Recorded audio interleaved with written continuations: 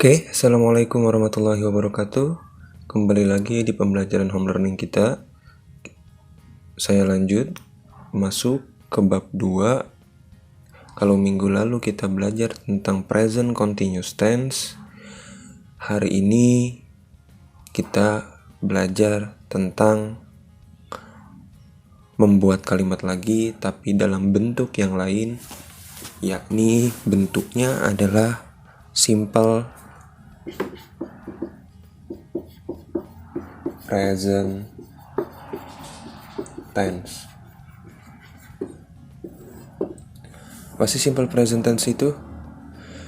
Simple present tense itu biasanya adalah kalimat yang digunakan untuk satu, menyatakan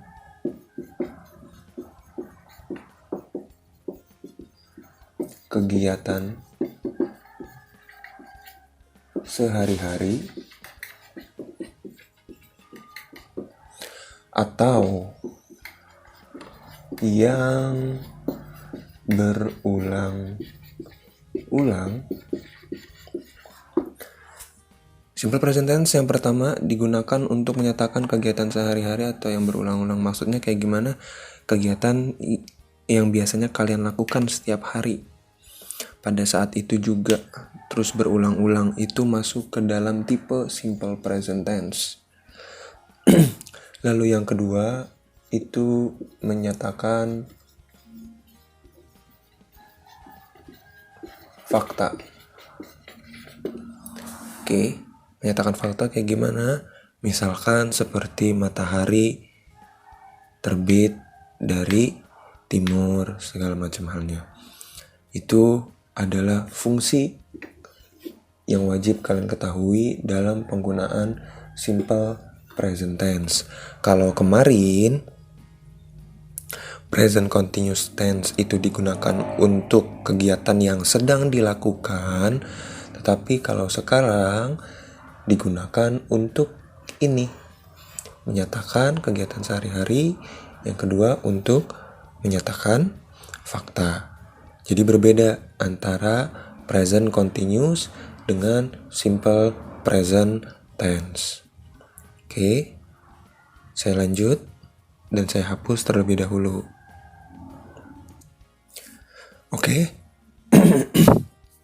Dalam simple present tense, kalimatnya itu bisa ada dua bentuk dalam pembuatan kalimat dalam simple present tense.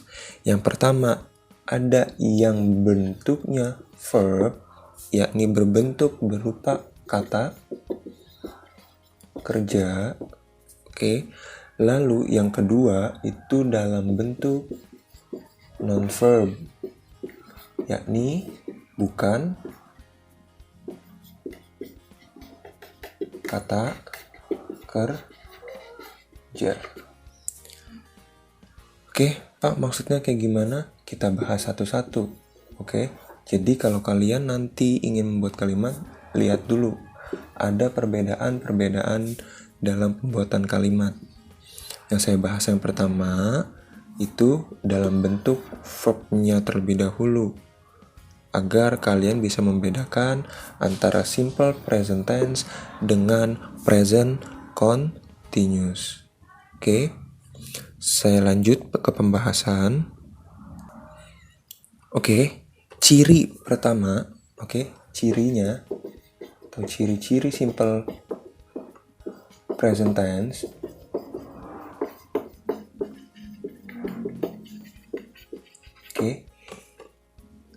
adalah satu, bentuk kata kerjanya itu kata kerja bentuk awal atau pertama, biasanya dilambangkan dengan V1 di bawah. Ini merupakan ciri-ciri mendasar dari bentuk simple present tense. Itu yang wajib kalian ingat, oke, saya langsung masuk ke rumus pembuatan kalimatnya.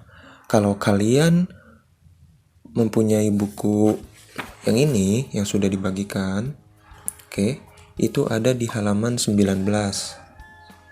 Oke, tinggal kalian cek saja. Tapi di situ langsung berbentuk kalimatnya. Nah, di sini akan saya berikan contoh rumusnya. Rumusnya dalam bentuk yang ini adalah verb, oke.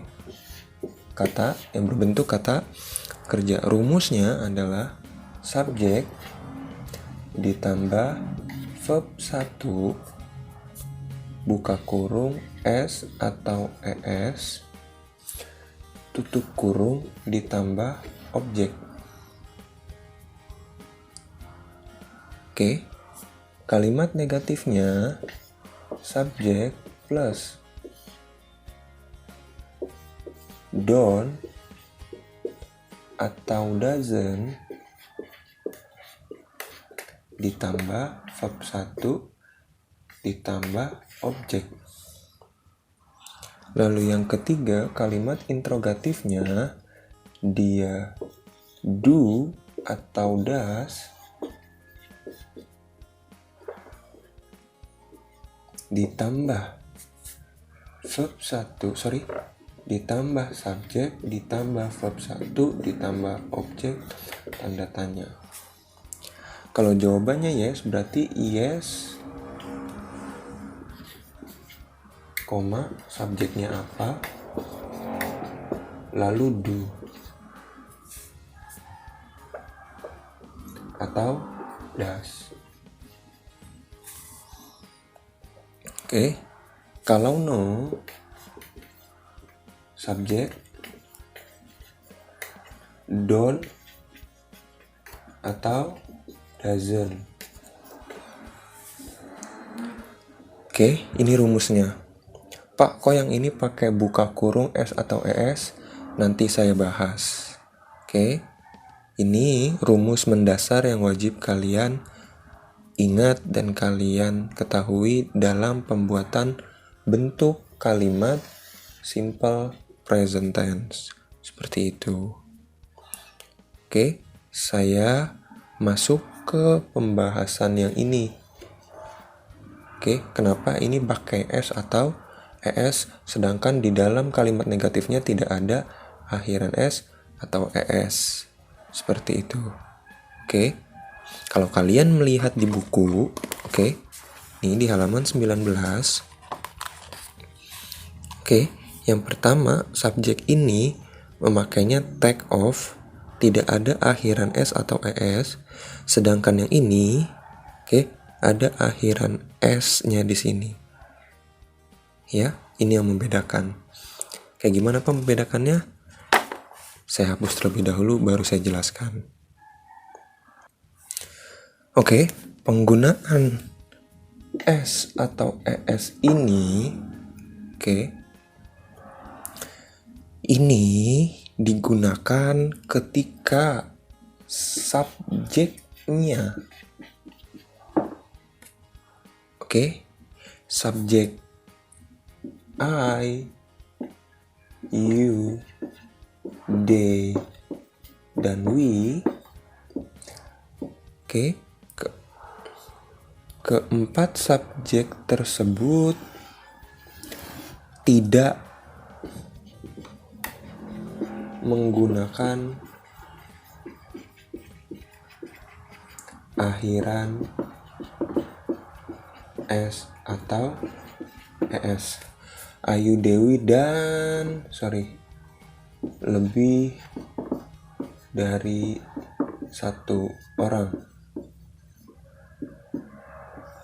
Ini kata kuncinya tidak menggunakan akhiran S atau ES, di mana di verb satunya atau di bentuk kata kerjanya. Seperti itu.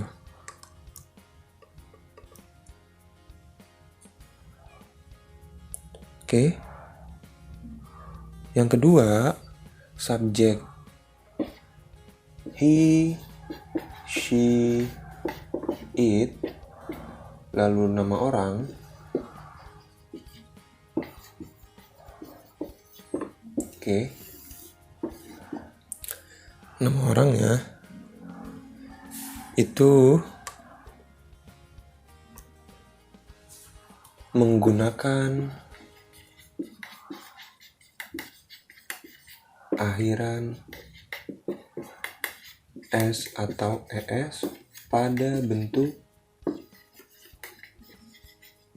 kata kerjanya.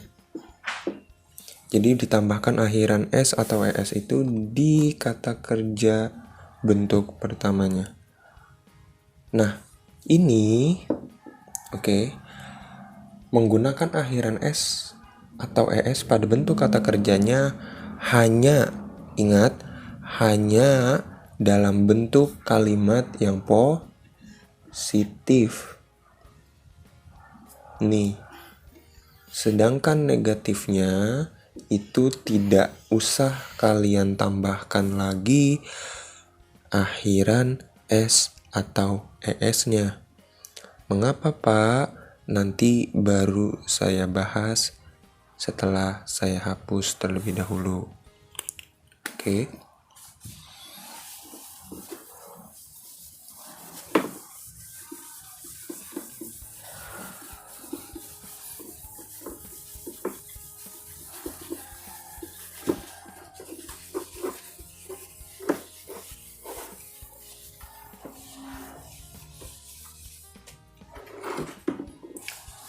Kalau kalian lihat lagi rumus sebelumnya, bisa kalian back ulang. Oke. Di sini akan saya buat perbedaan kalimatnya dalam bentuk contoh kalimatnya ya. Yang di sini menggunakan subjek Ayu Dewi, yang di sini menggunakan subjek she, he, it. Tinggal nanti kita bedah perbedaan kalimatnya. Contoh, I eat rice. Oke, yang di sini she eats rice. Oke, ini bentuk kalimatnya yang positif. Yang pertama. Ini juga positif.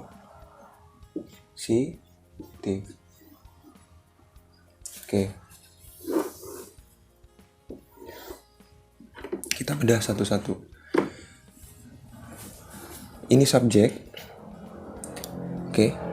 Ini verb 1. Ini objek. Kalau minggu lalu itu di sini ditambahkan yang namanya apa? To be, di sini ditambahkan bentuk ing. Kalau dia bentuknya present continuous. Sedangkan kalau simple present tense lebih simple dan lebih gampang itu seperti ini. Subjek plus verb 1 S atau ES, ini rumusnya. Oke. Ditambah objek. Selesai. Oke. Pak, mengapa yang ini tidak memakai S atau S? Yang tadi sebelumnya saya jelaskan, akhiran S atau ES itu digunakan untuk subjek she, he, it. Maka di sini dia berubah menjadi its. Sama, subjek plus apa? Verb 1 S atau ES ditambah objek. Seperti itu. Yang kedua, kalimat negatifnya. I don't eat rice. Sedangkan yang di sini she doesn't eat rice. Pak, kenapa yang ini pakai don't, kenapa yang ini pakai doesn't? Lalu yang ini S-nya dihilangkan. Oke, minggu depan akan saya bahas lebih lanjut. Oke, jadi cukup sekian saja penjelasannya. Semoga dapat dipahami. Kita lanjut minggu depan. Semoga ini bisa membantu kalian dalam memahami materi tersebut. Oke, cukup sekian pertemuan kita kali ini. Kurang lebihnya mohon maaf. Wabillahi taufiq wal hidayah. Assalamualaikum warahmatullahi wabarakatuh.